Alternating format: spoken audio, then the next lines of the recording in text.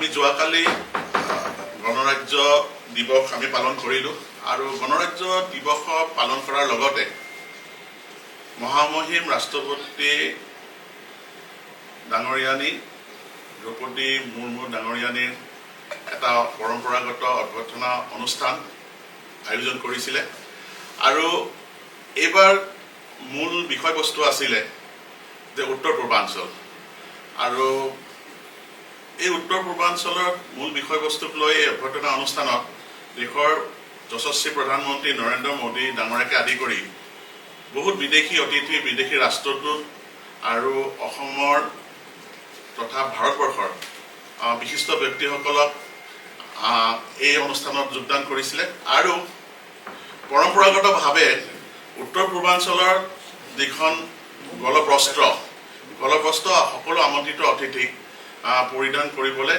দিয়া হৈছিলে আৰু পৰিধান কৰিছিলে কিন্তু এটা প্ৰতিক্ৰম আমি দেখিবলৈ পালোঁ বিৰোধী দলপতি কংগ্ৰেছ দলৰ নেতা ৰাহুল গান্ধী ডাঙৰীয়াই কিন্তু এই গলবস্ত্ৰ যি গামোচা উত্তৰ পূৰ্বাঞ্চলৰ আমাৰ যি আজি আমাৰ প্ৰতীক আমাৰ চিনাকি এই গলবস্ত্ৰটো তেখেতে পৰিধান কৰিবলৈ অমান্য হ'ল আমাৰ আজি আমাৰ সূত্ৰ মতে মহামহিম ৰাষ্ট্ৰপতি শ্ৰীমতী দ্ৰৌপদী মুৰ্মু ডাঙৰীয়ানীৰ দুবাৰকৈ অনুৰোধ কৰা স্বত্তেও যশস্বী প্ৰধানমন্ত্ৰী নৰেন্দ্ৰ মোদী ডাঙৰীয়াকে আদি কৰি তাত বিশিষ্ট যিসকল অতিথি উপস্থিত আছিলে সকলোৱে পৰিধান কৰিলে কিন্তু ৰাহুল গান্ধী ডাঙৰীয়াই এই গলবস্ত্ৰ পৰিধান কৰিবলৈ অমান্য হ'ল ইয়াৰ দ্বাৰাই ৰাহুল গান্ধী ডাঙৰীয়াই অকল অসমেই নহয় উত্তৰ পূৰ্বাঞ্চলৰ সমূহ ৰাজ্যৰ জনগণক অৱমাননা আৰু অপমান কৰিলে যিহেতু ৰাহুল গান্ধী ডাঙৰীয়াৰ গাত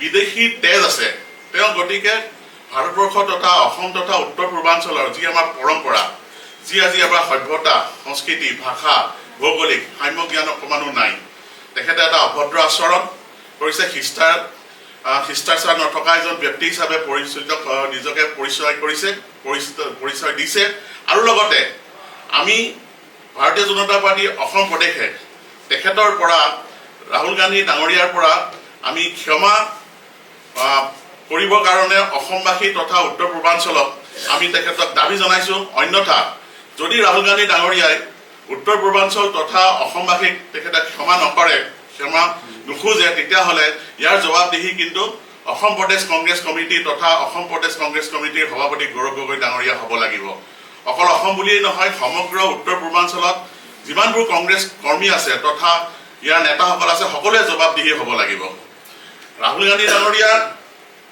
গণৰাজ্য দিৱস আমাৰ দেশৰ সৰ্বোচ্চ দিৱস এই উৎসৱৰ দিনা এনে দুষ্কাৰ্য কৰি কোটি কোটি ভাৰতবৰ্ষক যিটো আত্মসন্মানৰ আঘাত জন্মালে ক্ষমতাত নাথাকোঁতেই ৰাহুল গান্ধী ডাঙৰীয়াই যি আজি পৰিচয় দাঙি ধৰিছে যি অসম তথা উত্তৰ পূৰ্বাঞ্চলক অসন্মান কৰিছে আৰু যদি ক্ষমতাত থাকে হয়তো আমাৰ এই অসম তথা উত্তৰ পূৰ্বাঞ্চলক বাচি থাকিব যে নিদিব তাৰ নিশ্চিত ইয়াৰ উদাহৰণস্বৰূপে তেওঁ পূৰ্বজেও অসমখনত যে চীনৰ হাতত গতাই দিছিলে এইটো এটা আমাৰ হাতত এটা প্ৰমাণ আছে গতিকে আমি পুনৰ ৰাহুল গান্ধীক এটা আমি অনুৰোধ কৰিছোঁ দাবী জনাইছোঁ যে অনতিপলমে আনকণ্ডিশ্যনেল এপলজি অসমবাসী তথা উত্তৰ পূৰ্বাঞ্চলক খুজিব লাগে ধন্যবাদ আপোনালোকে জানে যে প্ৰতি বছৰে গণৰাজ্য দিৱসৰ প্ৰাকখনত আমাৰ কেন্দ্ৰীয় চৰকাৰে পদ্ম সন্মানসমূহ ঘোষণা কৰে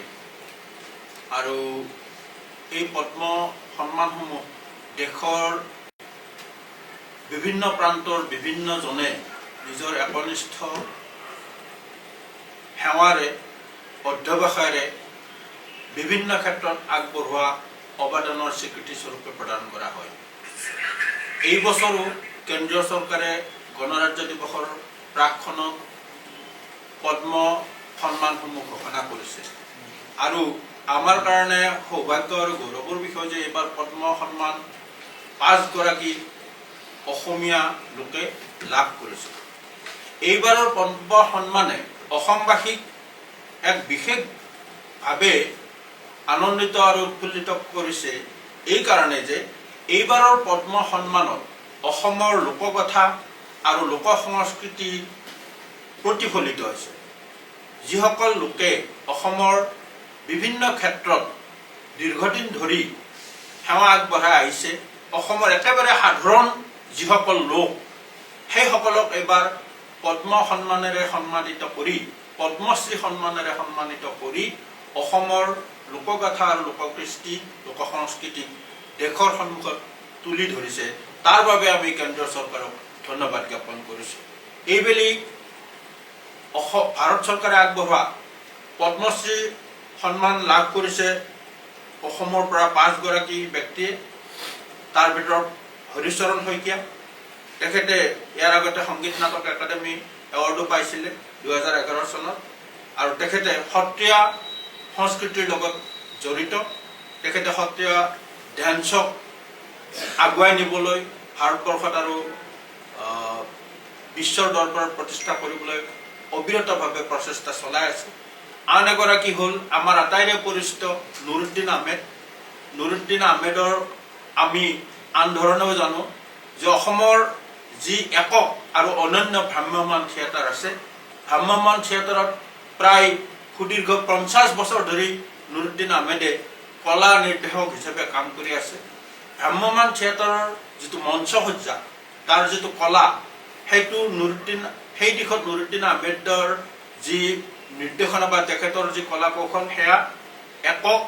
আৰু সেইকাৰণে অসমৰ ভ্ৰাম্যমান থিয়েটাৰৰ যোগেদিয়ে অসমৰ মানুহে বিশেষকৈ নুৰুদ্দিন আহমেদ ডাঙৰীয়াক চিনি পায়। আৰু তেখেতৰ এই যি একক প্ৰচেষ্টা, তেখেতৰ এই যি মৌলিক সৃষ্টি, তাক এক স্বীকৃতি স্বৰূপে পদ্ম সন্মানেৰে বিভূষিত কৰাত অসমবাসী নথৈ আনন্দিত হৈছে। আনগৰাকী হ'ল যোগেশ দেউৰী। আপোনালোকে জানে মুগা পাট শিল্পৰ উন্নয়নৰ কাৰণে যোগেশ দেউৰী ডাঙৰীয়াই অবিৰতভাৱে প্ৰচেষ্টা চলাই আহিছে। তেখেতকো এইবাৰ পদ্ম সন্মানেৰে বিভূষিত কৰা, পদ্মশ্ৰী সন্মানেৰে বিভূষিত কৰা হৈছে। আমি এইটো আমাৰ কাৰণে এটা অতি গৌৰৱৰ বিষয়। আৰু আন এগৰাকী হ'ল পখিলা লেকথেপী। আমাৰ অসমখনৰ যি বাৰেৰহণীয়া কৃষ্টি আৰু সংস্কৃতি আছে, তাৰ ভিতৰত কাৰ্বি সংস্কৃতি অন্যতম। তেখেতে কাৰ্বি লোক সংগীতৰ সৈতে দীৰ্ঘদিন ধৰি জড়িত।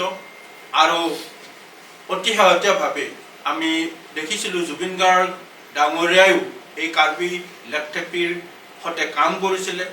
কাৰ্বি লোক সংগীতক অসমীয়া মূল সংগীতৰ লগত সংযোগ কৰি জুবিন গাৰ্গেও তাক এক অন্যতম মান্যতা দিবলৈ চেষ্টা কৰিছিলে, প্ৰয়াস কৰিছিলে।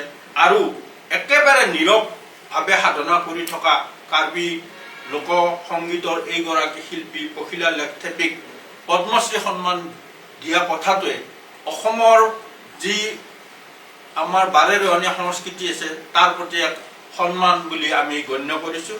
আৰু আন এগৰাকী হ'ল ৰাজ্যৰ এগৰাকী ভেটাৰান পলিটিচিয়ান, এগৰাকী ৰাজনীতিবিদ, কবীন্দ্ৰ পুৰকায়স্থ প্ৰাক্তন কেন্দ্ৰীয় মন্ত্ৰী।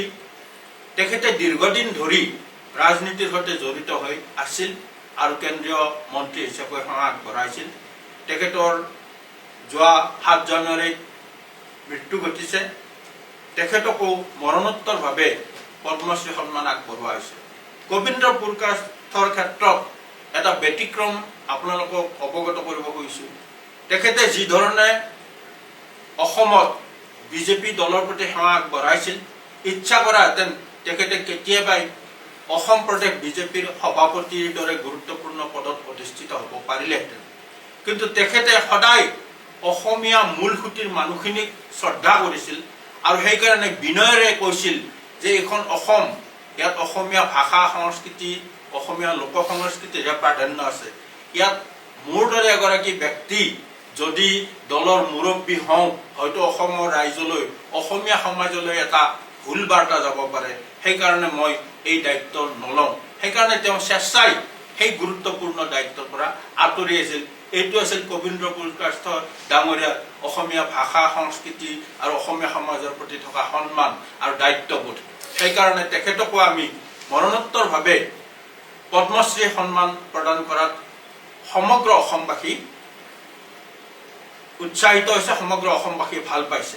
আমি বিশেষকৈ এইবাৰৰ যি পদ্মশ্ৰী সন্মান, যি ধৰণে বিভিন্ন ক্ষেত্ৰৰ অসমৰ একেবাৰে সাধাৰণ লোকসকলক সমাজৰ আগত তুলি ধৰা হ'ল তাৰ বাবে আমি অতিশয় কেন্দ্ৰীয় চৰকাৰৰ ওচৰত আমি কৃতজ্ঞ আৰু কেন্দ্ৰীয় চৰকাৰক আমি ধন্যবাদ জনাইছোঁ আৰু এই পদ্মশ্ৰী সন্মানেৰে সন্মানিত আটাইকেইগৰাকী ব্যক্তিক আমি অসম প্ৰদেশ বিজেপিৰ তৰফৰ পৰা আন্তৰিক শুভেচ্ছা আৰু অভিনন্দন জ্ঞাপন কৰিছোঁ। ধন্যবাদ।